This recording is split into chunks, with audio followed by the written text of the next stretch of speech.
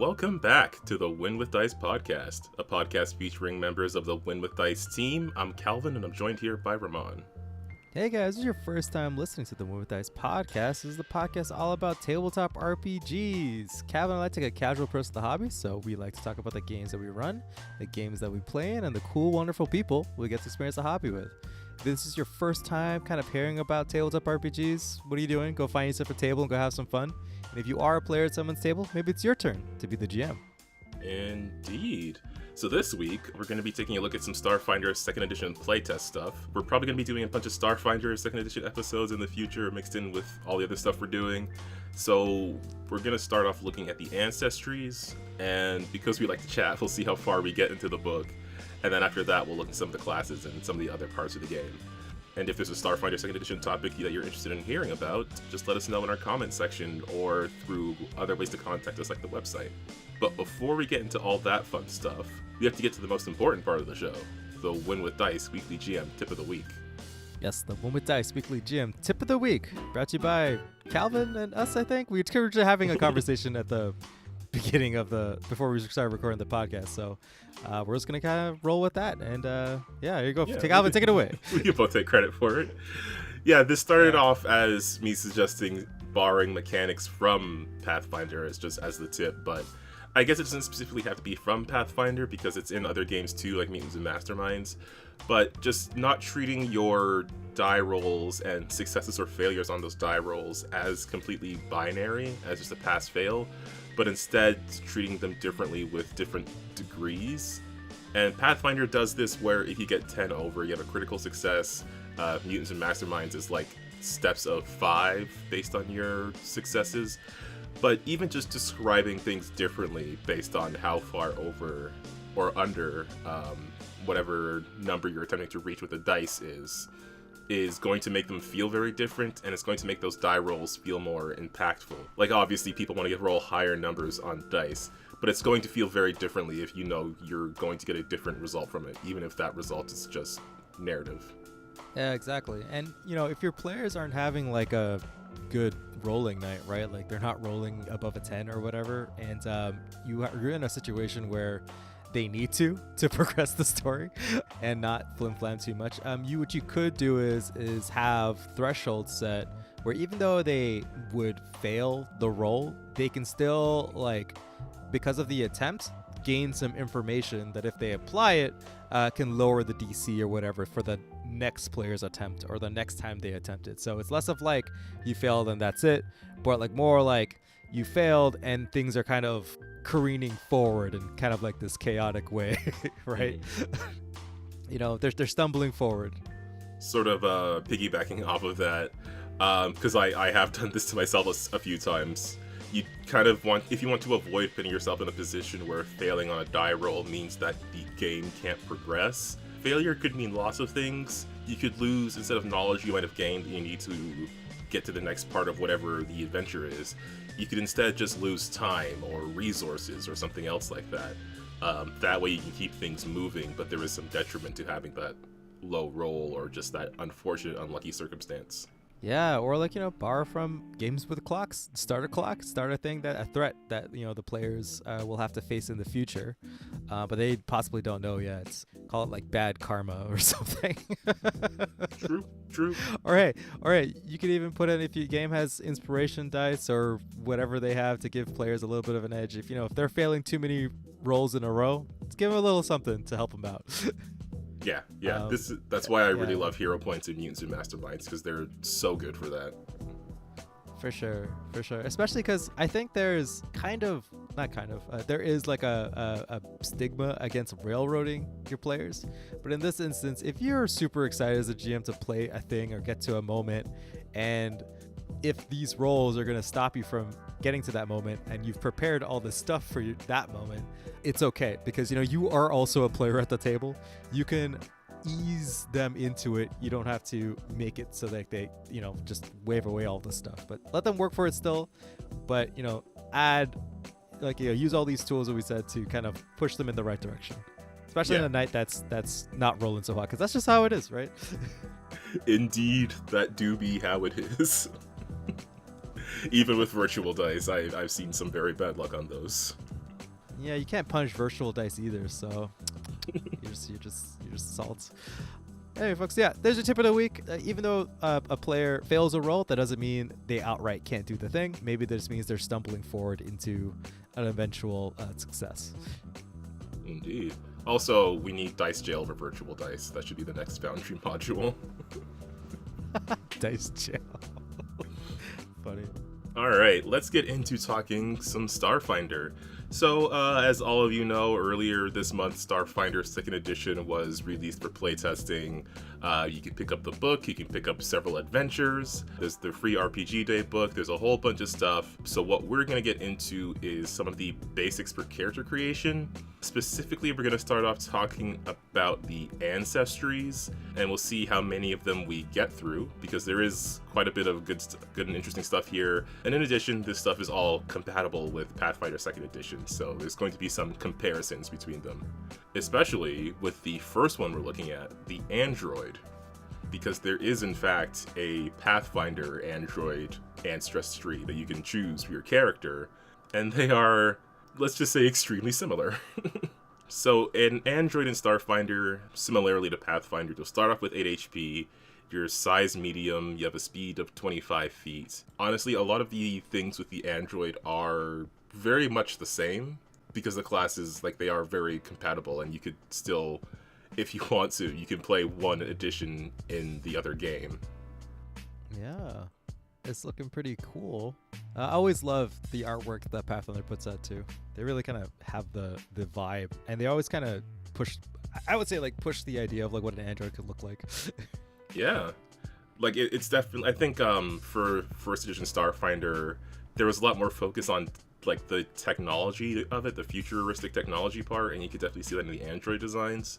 But now they're leaning more into like space magic, and I think that's clear in some of the characters and even like the books themselves. And yeah, and so similarly to the Pathfinder Android, you have low light vision. You have the constructed trait, where you get a +1 bonus to saves against diseases, poisons, and radiation. And you're also emotionally unaware, where you have a penalty on certain diplomacy and performance checks, as well as checks to sense motive, just to represent how, you might be a bit separate from more emotional beings. But interestingly though, these are the exact same traits that you would have as a Pathfinder android. Even the attribute boosts and attribute flaws are the same as well. Where we get into some of the differences though is when you start splitting into the android heritages, because all the types of android you can be in Pathfinder, they're sort of under the same description of ancient android in Starfinder. So yeah, all the ancestries, like, they'll have different types you can be. This one, like, if you choose the ancient type, then it has its own subtypes that are all the ones from Pathfinder. But you can also be, like, because you have a more advanced technology now, you can also be like a mod fanatic, where you just install a bunch of upgrades and stuff into yourself. You can be more like artificial. No, I don't know if it's going to be like completely similar to the what was the one character you played, Ramon? The robotic character. I don't know if it goes that far. Yeah. I think there's some biology there. Yeah, like androids are still, they have like biological components to them, or like at least like they're more less robots and more like humanoid robots. I was playing a robot. Yes. I missed that guy. Yeah, I was basically playing like an assassin droid from like Star Wars. I don't know if you know of Star Wars, but all these humanoid assassin drones that just kind of like walk around like a badass and take people out, but I usually have like a pretty calm personality or whatever. Basically, I was doing that. I know the IG droids. There's one that I found was particularly interesting, the renewed android. Because the way androids work is like, after a period of time, usually about 100 years if they live that long, this soul will just leave the body, and then a new android soul will like take up that same body. And I don't know, I think that's a really cool idea. So you can be the type of android that has like some memories from those previous lives that have been in that body. That would be a crazy character to play, because like, what if somebody like knew you 100 years ago, but you're not the same person, but you look like the same person? Yeah.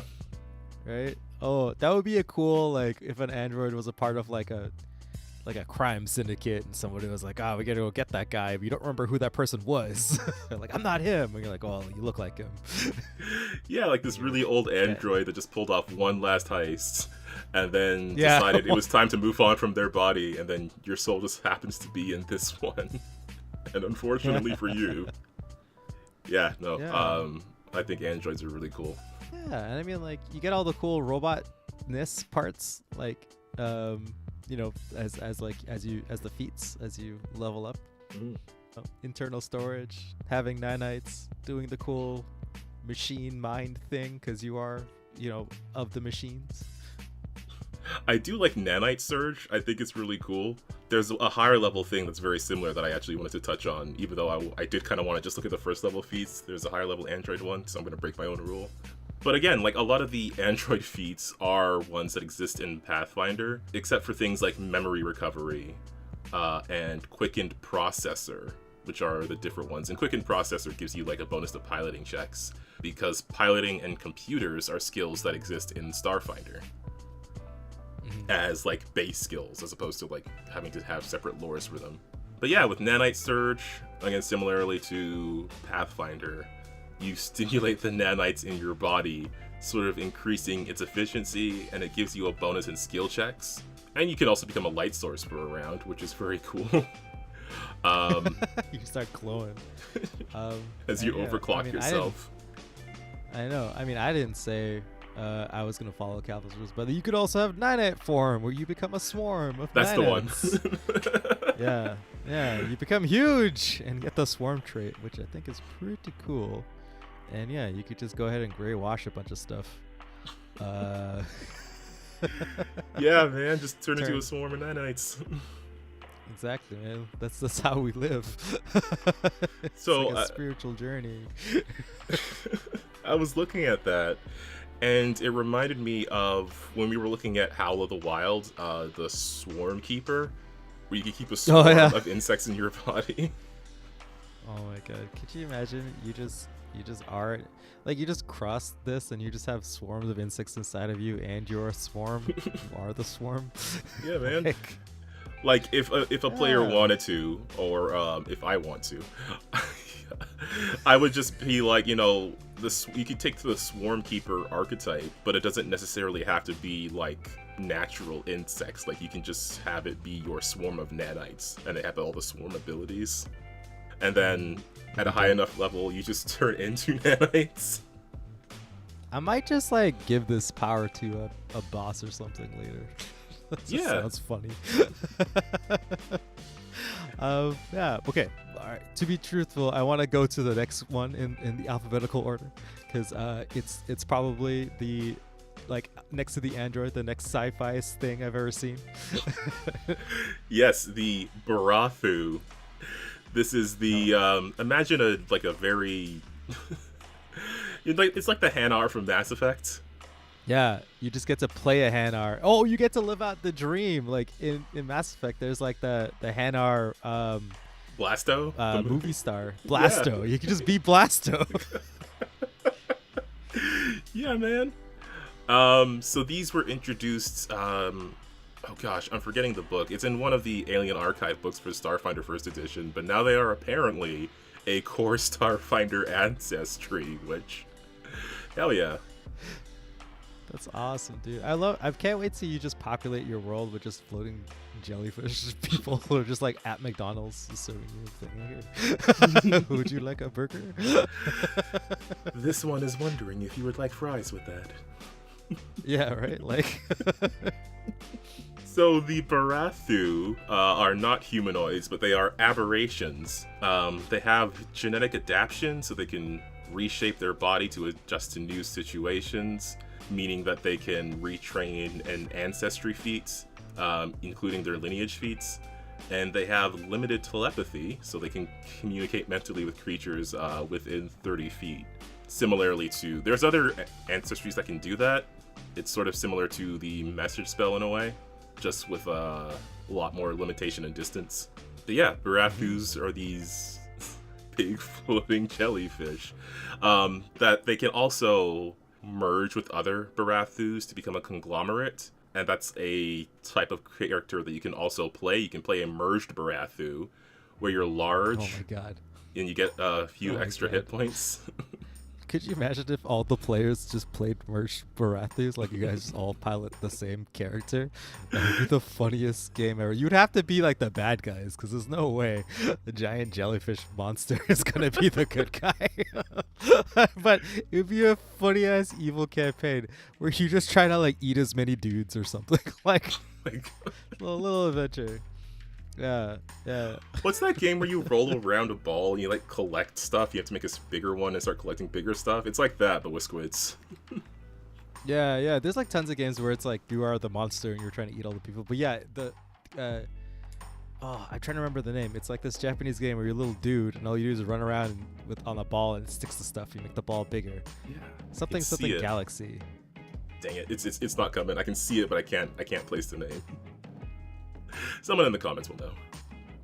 But yeah, so you can be like, from what I understand from the Barathu society, the older ones tend to be more inclined to join these conglomerates, but you could also play like a younger Barathu where you're small instead of medium. And you can like, you can squeeze into places easier and you get resistance from precision damage, I guess because you're very hard to hit. Yeah. And you're a squishy jellyfish man. Yeah, and they have, there's this one feat that I saw, synthesize medicinal, where you can synthesize elixirs in your body and then you can consume them. I think it would be really cool if you could synthesize these and then give them to other people, but I guess that would be like kind of broken. I mean, it's only once per day, but yeah, I think it would be fun if like you could synthesize a I don't know, like a healing potion, and then just squirt it out for someone else to use.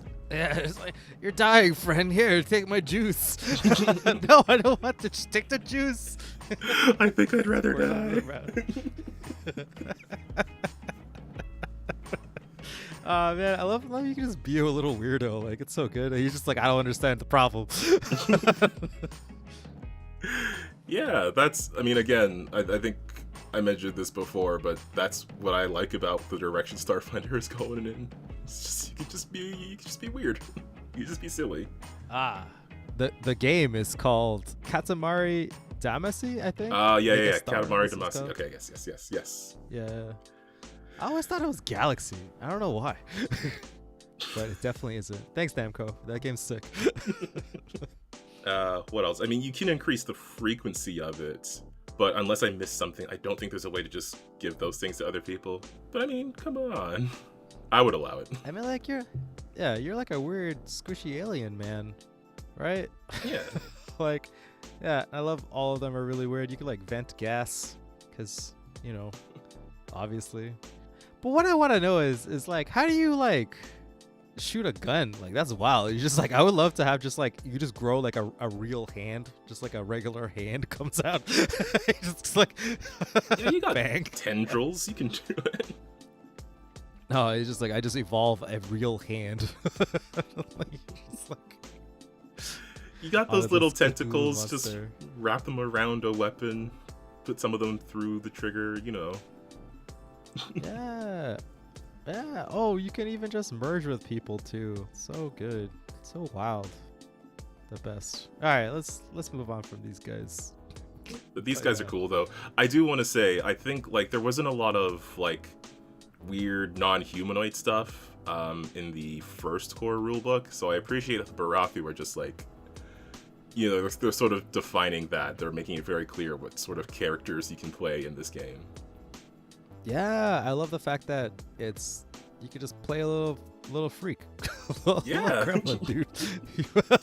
Little weird floaty alien man. Because yeah, humanoid's fun, but I think it'd be better if we get to play just more random stuff and like experience that. Because like you can't really get to do that in like a fantasy setting too often. Well, I mean, Pathfinder is really pushing the thing on that because of the Wild book that came out where you can just play like an otter. You're like, whatever. Like, But I feel like it's easier to make the excuse of like even if you're just playing an otter, you can just be an otter alien. That feels more normal than having a reason for your otter background Oh, existing. you could just be Rocket Raccoon. Yeah, man. Oh man, I gotta go put together all of these dudes and make a one shot. I mean, I feel like I'm in my one shot era. I have so many ideas of just like. Completely understandable. Yeah. All right. Yeah, I guess we'll go to the humans. Yes, human. Again, very similar to the humans that exist in Pathfinder 2nd Edition. You got your 8 HP, you got your 25 feet of speed, you got your 2 free boost attribute boosts. What I found interesting, though, is some of the human heritages. Specifically, and I know I've talked about this a lot, the Aslanti one, because I really want to see more of the Aslanti setting. There's going to be a book out in October that I'm going to steal a bunch of stuff from. But I think it's cool that they just give you the Aslanti as a heritage your character can be. I think that sort of implies that that setting is going to be more than just like a backdrop area that you sometimes poke your head into. I'm hoping it's going to be a main setting in the future. Yeah, I mean, they'll probably give like there's like a book, right? I don't know if they said it alright, but they probably should have a book where it's like, this is all the Aslanti stuff. This is what they've been getting up to after all of the sin stuff. Like, there's going to be an adventure with them, the Aslanti versus the Vesk, in October. I'm pretty sure it's October. But yeah, otherwise, I know I've mentioned this a dozen times because it always annoyed me. Otherwise, everything is just kind of scattered around. Like there was an adventure in the Aslanti Empire pretty early in the Starfinder run. There was stuff in the Drift Crisis book. There's stuff in various alien archives, but I just want everything together so I can run my Star Wars game. Finally, the space fascists. I can run my space fascist game. Exactly. I mostly want to know what ancestries and stuff are there and have options for them, because if people like the character ancestries that exist here, they exist in like the main Starfinder setting. So it's like, would they work in the Aslanti Empire setting? And I could just say, no, it's fine, do whatever. But I also want to know like what's actually there and have like actual stats and everything for it. Yeah. Also, like, there's like the Golarian survivor, because Golarian's not there anymore, right? Yeah. Yeah, but you get to have ancient traditions. You get to be trained in archaic weapons. You are the dude with the sword in the space game, if you would like to be. I think Golarian survivor human is very funny. I would love like imagine someone who's just like, I don't know, frozen in ice or whatever, and then they woke up in Starfinder times. You're like just Captain America in it, but like in space. Oh man! Like, whoa! Wouldn't that be so cool though? I know, right? Like your character's background is that like you were fighting some evil wizard or whatever, and you just ended up plunging into ice, and then you were revived like millennia later. Yeah, some evil red-skulled wizard. I'm into it. Yeah, you have old school values that are pertinent these days. It's just straight up fantasy hero in space. Exactly right. But yeah, the feats are actually kind of the same. I mean, like, the feats are pretty much like literally the same. I mean, the first level ones certainly are, except for augmented, because that is when you add more like tech augmentations onto your body. But yes, other than that, I'm pretty sure, because I had checked the list, I'm pretty sure all the first level feats are the same. But I can appreciate like having to do that because, you know, like you have two types of human, you don't want them to be so wildly different that they can't be compatible within the same game. So I'm kind of seeing this as more as like you have more options over here, since there is different setting over here. Yeah, I do like it more. I do like humans more in Pathfinder than I've seen in other games, because they do like humans in these games generally tend to be they are generalists, right? Like they usually are choose whatever, do whatever. We're humans, we're flexible, right? We're like the baseline, so everything is kind of gray. Not gray, but like less specific. But I like that they're leaning into the, oh yeah, actually, because Galarian's gone, there's a bunch of Galarian flavored stuff where it's like, oh yeah, you remember. Like one here, Inner Wellspring, is like you remember your lost ancestral homeworld and you get mad.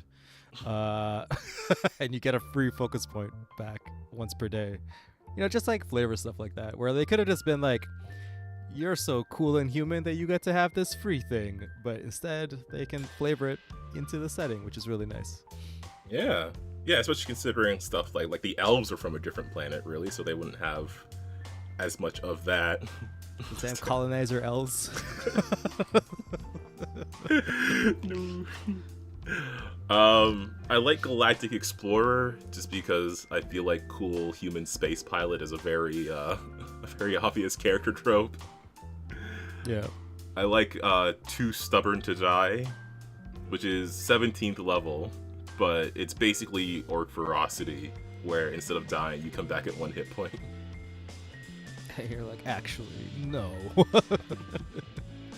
Yeah, I mean, I don't know. I can see why it's that high level, but I mean, you get doomed when you use it. So, you know. I mean, yeah, it's fine. I mean, you really just use it for those clutch moments when you're like, I think I need to stay up because, you know, I need to do the hero thing. Yeah. I kind of want to, like, just looking at it, I kind of want to borrow that sort of feat and then just have it available at a certain cost to people. Like you can come like once per entire campaign. You can bring yourself back, but you are doomed and probably some other cost. Yeah, that would be pretty fun to kind of spread that out to people. So it's like you get to. I mean, the rate that you killing players, yeah, that makes sense, Calvin. No, I was actually having this conversation recently. Because there was a tweet on Paizo where they were like, you send a message about, you know, like your player character death, and you can enter for a chance to win a copy of a book or whatever. So that kind of came up in conversation. Listen, it wasn't my fault. Blame the dice. Yeah, I always blame the dice. Should name this podcast "Blame the Dice." The dice made me do it. That would be a good title for a show on our channel. All right, well, maybe we'll come up with some other thing we have to talk about and call it "We'll Blame the Dice." The dice made me do it. Yeah, we'll start doing like I don't know what it'll be, but it's something with that name. Yeah. All right, let's move on to the Kasatha. If I said that correctly. The Kasatha. So again, I think 8 HP tends to be like the average here for most of these Ancestries, but this one I actually did want to touch this one specifically because this is something that I don't like in reading it and might have to figure out in playing it. But these guys, they have 4 arms, which means that they can hold 4 hands worth of equipment, which will come with some advantages, I guess. So the thing that I'm on the fence with a bit is that, like, say you're holding like a sword, like a big sword with 2 of your hands and then a big gun with 2 of your other hands. If you want to fire both of them, you have to choose which hands are your active hands. So you could say, like, swing the sword, but then you take an action to switch your active hands, and then you can fire the weapon. And, like, I get why that works on a mechanical level. Like, it's taking an action to switch your weapon. So mechanically, I understand why that works. It's just narratively, it kind of bugs me that you need an action to activate your hands. Like, you could, like, describe it some way, like, oh, you're raising your hands into position or whatever, but still. Yeah, for, like, a race who was born with all 4 hands, you know, it's not like there's something just grafted on there. You should be able to kind of freely do whatever. I'm surprised they let you use your hands for whatever, because it would make more sense to have, like, the hands only can hold so much or do so much or something like that. Maybe they're smaller, but I guess they're full ass hands. So yeah. Like, again, I can see how if you just let them do what sort of narratively makes sense, it might then mechanically be unbalanced. But I think, there's other stuff that has multiple hands. It's just, I think it's I don't know. It feels like it's holding the character back for the sake of mechanics, and I'd rather let them just be cool. I mean, yeah, that's true. I feel like there should be like a feat or something where you're able to just do the thing that we want to do, but you just require to take a feat. I would rather do that because that means that you're making the choice of being really specialized in combat kind of thing, right? Like maybe you're a warrior of that class, so it's like because like to me it's like even dual wielding as a two-handed person isn't very good. Like it's not like in the movies. If you're actually doing it in real life, it's like you can't do the cool stuff all the time. So maybe it's like that instead of it's just like you got two hands and you have the other two hands. There's only so much brain to go around. That's fair. And I mean, if there is a feat that changes the switch hands thing to like a free action or whatever, then maybe I've missed it. And yeah, you know what? That would be actually very useful. Like if you could just do that, and it's a feat that you have to, like, it's a feat, so you have to take it at some point in a level. Like there's a cost for it. I think that would be okay. I mean, if that feat does exist, I did not see it. I don't think it does. Yeah, maybe. But yeah, I don't know. Then just put it in your game if you feel like your player character is cool, and you're like, yeah, man, you could do whatever. You got four hands. Then let him live the life. You know, if it's too much, then that's on you, friend. Like, I mean, you still have your attack penalty, so I mean, I don't know, it's fine. But we should probably actually talk about the Kasatha as like the ancestry and not just the arms. No, it's a big part of it. So yeah, they're from a distant pack world, or sorry, they arrived in the pack world from a distant planet, and yeah, they have a lot of ship stuff. They're like around because I guess they came on this big colonial ship or whatever. Yeah, and, like you know how the Barathu are not Hanar? These guys are not Quarians. Yeah, totally not. Not the fact that they're gray and wear a mask all the time. The Quarians don't have forearms, so they're totally different. Exactly. These guys, they do, I mean, if you look at their names, there are some similarities, but they also have the tempering, which is a journey that Kasathans go on to sort of test their limits, learn from other cultures. Like, they give up their own normal cultures to go and learn from others, and then they can choose to return. They can choose to just live in the new homes that they may have made. And it's not similar to anything else. Yeah. These guys are totally the Quarians. What the heck? Although, I mean, they're kind of coded as, very Eastern, right? Eastern Asian kind of thing. So, yeah, that's fine. Go on your soul journey so you can believe if you want to stay in the fold or go live your new life. That's totally cool, too. But I like they're born on ships, so like they get a lot of ship-based abilities. Yeah. Yeah, the Adari ship, it was in the Pack World system in the first edition. Oh, gosh, there was a specific mention that it's like moving now. I think it was in the one of the adventure books. That's like one of the big changes into the second edition is that the ship is moving now, and I don't remember the specifics or where it's going. It's time to move on. They're just on their way. Just gotta get the heck out of here. They saw a planet explode and they're like, yeah, this used to be a nice solar system. What happened to this place? This place has gone down. Time to leave. Yeah, they have several different heritages, including shipborne, where you have more impact from being born on a ship. Tempering, where you are on that tempering journey. Akatonian I thought was interesting because I hadn't thought of them like settling on Akaton specifically. Also, it was interesting because, and I don't know if I ever told you this, way back in our Starfinder game, Price, everybody's favorite prison guard NPC turned potential halfway unwilling companion, was actually from the planet of Akaton. I had a whole thing planned there. We just never got around to that game. And also that game's like 5 years ago at this point. Yeah, it's true. Well, hope Price, wherever he is doing good. He's fine. Yeah, I think the Kasatha, they were one of the core ancestries or core races in the first edition. I did always think they were pretty cool looking, but I never really used them much. So, it's cool to see them here. I just wish their arms worked better. Oh. They do have double draw though, which, not bad. Where you can Yeah. draw and stow an object in one action.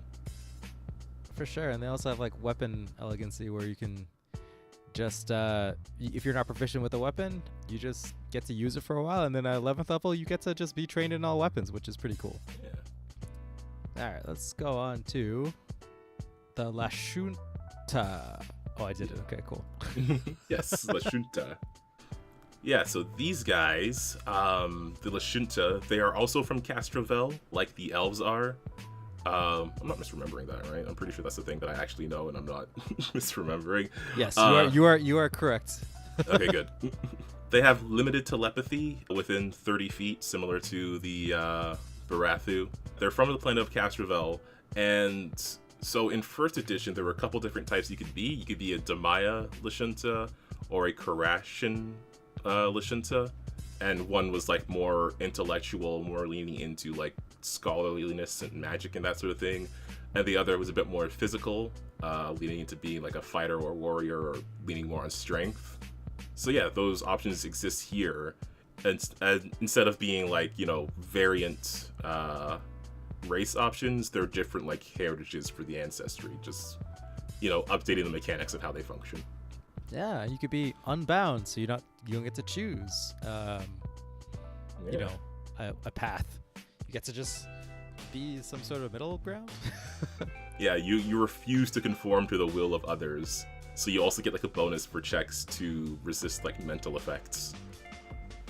Yeah, because you're like, I'm cooler than you. Yeah. Dad. Sure. You can't tell me what to do.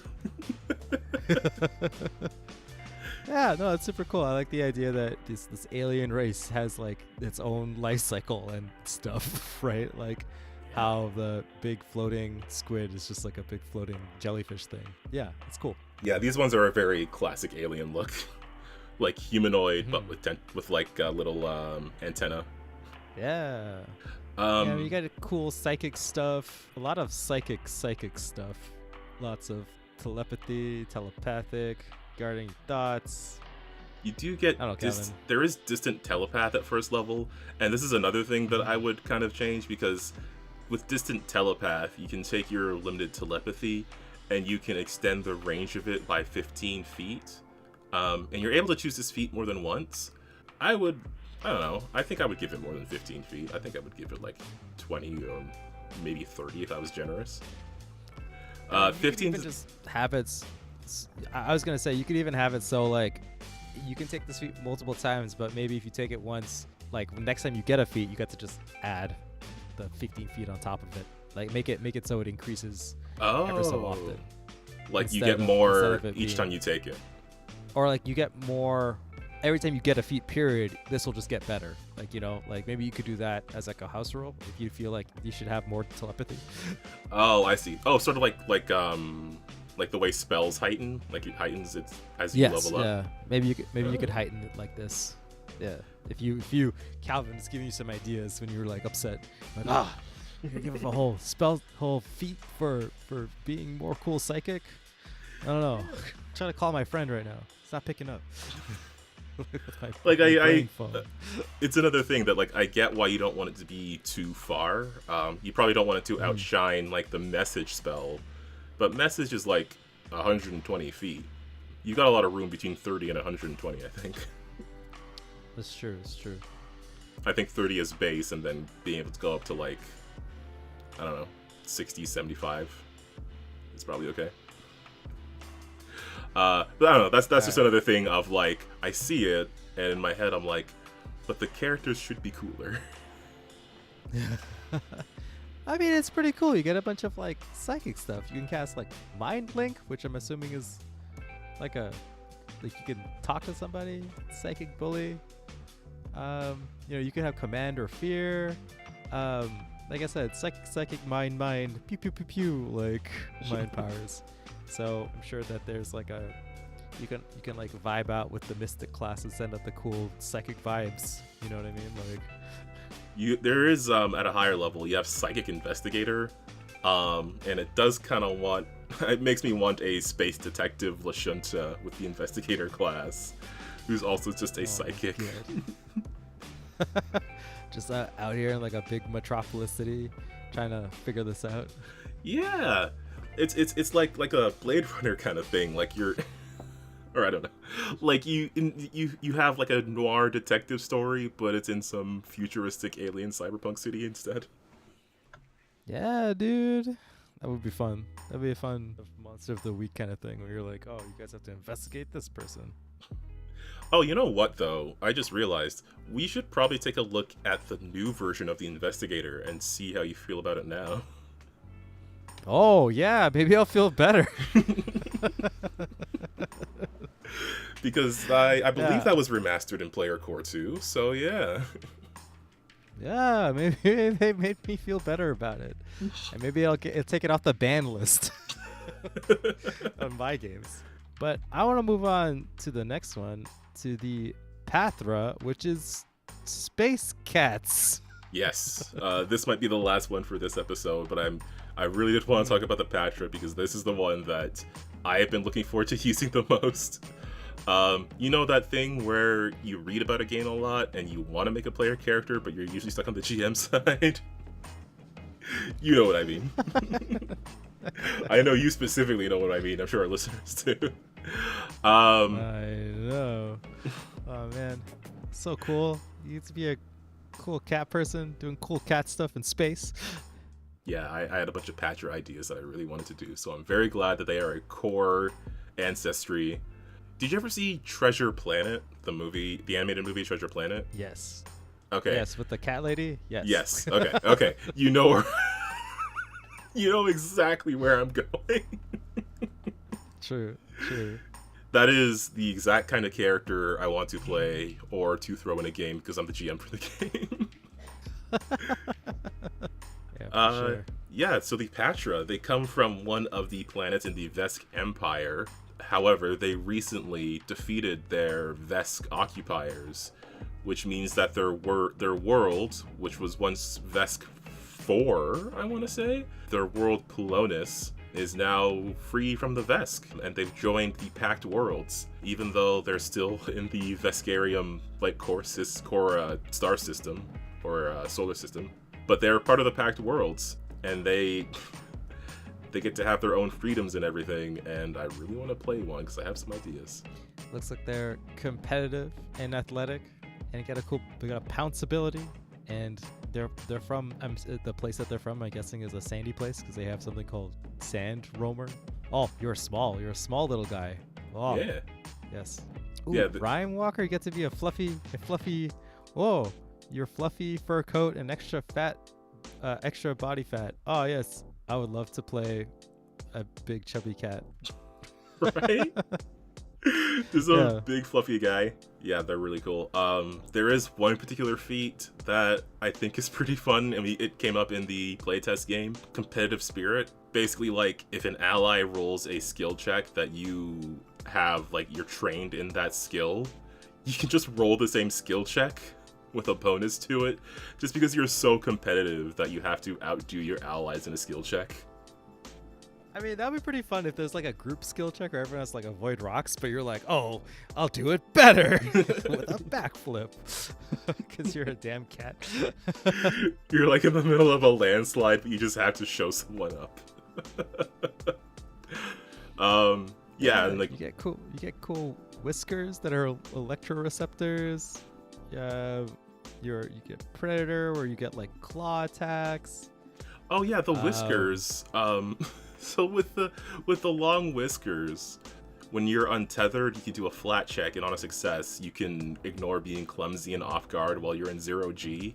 And I know 0G doesn't also inherently mean not having any oxygen, but that would be a frequent situation, and I just love that because of your long whiskers, even if you're in space, you can just balance yourself, even if your whiskers are in your spacesuit. Or would you have like a spacesuit where the whiskers can poke out? Would that be how their spacesuits are That feels Well, unsafe. I think it's mostly just, yeah, that feels unsafe. I feel like it's probably just like your sense of balance is better. I would assume you just be in your spacesuit. Yeah. Unless there's cool cat spacesuits that allow you to have your whiskers protected still. Probably. I would go for it. Yeah, I mean, most of those, and like as you get up, you can make your claws better, you can make your fighting better, your abilities better, your whiskers better. You can get electromagnetic There's whiskers. a thing where you can you can like attune to your surroundings because you can feel the rhythm of the world. You kind of meld into that. You have really good senses, and this is a cool cat person. Yeah. And then a very high level one at 17th level, Dirge for the Fallen, where you can perform a mournful dirge that compels the dead to rise. So you can cast the Resurrect ritual, but you can use Performance as the skill check for it. What the heck? Didn't Core play a character like this? He did play a catfolk character. Yeah, who was a summoner, but specifically about spooky undead dudes. Yeah, that's super cool, actually. I like that. I guess they were under war for a very long time. So yeah, I mean, makes sense. Makes sense. Anyway, we should just make a Thundercats campaign where everyone are just these cats. Don't tempt me, man. I'm all about now recreating TV shows and games for one-shots, apparently. You're not wrong. We still gotta do whatever fantasy Ninja Turtles game. Oh, man. It's gonna be awesome. We're gonna get so much pizza. Hell yeah. Gosh, yeah, there's a lot of really cool stuff in this book. We'll probably cover the rest of them next time, because there's also the versatile heritages that can be applied to like any kind of ancestry. There's only 2 of them in the book, but one of them is like you're sort of undead, like either from a botched resurrection or you're just extremely stubborn. And then there's one where you're connected to the drift, like that interdimensional space that's used for faster than light travel, that apparently is rebooting after the drift crash, which is very fun for me because I really liked the idea of the drift, and I did not much care for the drift crisis. I mean, for certain plot stuff it was interesting, but as a concept I just, I like having the drift. I think it's a cool dimension. Like, risk everything by popping into this dimension and hope you get lucky by not pulling something out just so you can get to a planet faster. Yeah, dude, like it's basically like warp travel from 40K, where you have to literally, like, the way that the ships work is that they just go into hell, and because hell is a shorter distance than real space, you pop out way faster on the other side, but you have to literally go through hell. And I would say, like, it's weird because the primary antagonists in 40K are the demons. So you just have to go into your enemy's backyard, flip them off, and go to wherever you're trying to go to way faster. Like, yeah, such like a fucking hope you can get away with crazy. Yeah, get away with it. And they do it all the time. Oh man, the God Emperor was right, dude. Like, people gotta change. I'll tell you the whole crazy shit in 40K Calvin. I mean, do I have room in my head for another franchise? I guess so. But yeah, I think that's gonna do it for now. We'll talk about the other stuff in a future episode, depending on when we do that. But again, if there's any specific Starfinder stuff that people want to hear about, or anything that they're very curious about, just let us know. If you want to know about spells or feats specifically, let us know in the comment section, and we can look at some of those. Yeah. Ramon, anything that you want to say about the ancestors you looked at, from Android to Pahtra? I think the coolest campaign I want is to make Blasto. I think I just want to make Blasto. That's the dude. I'd be a space cowboy jellyfish. That's what I want. Space gunslinger? You know what? I did want to make some sample characters. Maybe one of them would be Blasto. I gotta figure out what class Blasto should be. Yeah, Blasto. I don't know. Blasto feels.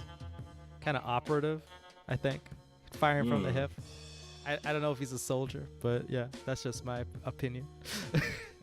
Okay. Oh, maybe you could be an envoy. It's too much. We gotta get out of here. Okay. Well, if y'all want to see a future Blasto episode, just hit that subscribe button there on whatever platform you happen to be on. And if you're on YouTube, please hit the like button, I guess. All the YouTube stuff you already know how to do. Yeah, we're going to be talking about this game a whole lot more, as well as Kane, we'll be talking about that more. Pathfinder, we talked about that more. Lancer, for sure, we're going to be talking about that more. And if you're into the Lancer Mech RPG, just scroll down to the YouTube description, because there's a bunch of links to a bunch of awesome people we've had on the show who have talked about their own Lancer work that you can add to your game. In addition, I want to shout out the Untold Stories project, where I'm at on Wednesdays. They're going to be getting into their one-shot season soon. They just wrapped up Something in the Dark, so if you missed that series, this is a good time to binge it. As well, check out all the gaming stuff that's going on this channel, all the live gaming streams. Currently playing through Baldur's Gate 3, Armored Core 6, and Alan Wake 2. I actually did manage to beat Baltius in Armored Core 6. I was very happy about that. I was extremely prepared to spend 3 hours just running into a wall all night, but by like 45-ish minutes into the stream, well, I don't want to spoil it, but freaking kicked his ass. Yeah, get him. Screw that guy. That guy's a doofus. Some stupid rocking chair, baby chair or whatever. Yeah. Yeah, no, that was a fun stream. That game's really good. And also, this is a side tangent thing, but there was a trailer released yesterday for an upcoming series on, I think, Prime. That's going to be like a bunch of short animations, I think like 15-minute animations, but in different like game worlds. So there's like a Warhammer one, there's a Mega Man one, there's one that's just a bunch of PlayStation stuff. I think God of War is going to be in it. There's an Outer Worlds one, which I'm very excited for, and there's going to be an Armored Core one. So yeah, I don't know what that's going to be, but I'm very excited for that. There's like a dozen different things. Yeah, that sounds pretty fun. Unreal Tournament is there, I think. I don't remember the whole list, but yeah, definitely go look that up. I will put a link to the trailer at the bottom so people can go check that out. Because I think it's going to be cool. I'm very excited to see what they do with Outer Worlds. I was hoping for an Outer Worlds 2 trailer yesterday, but I can live with this. But that's it from us. Is there anything else we should say before we head out of here? No, let's jet. All right. Well, for all of our floating jellyfish-like GMs and players out there, just remember to keep on winning with dice, and we'll see you next time. Bye, guys.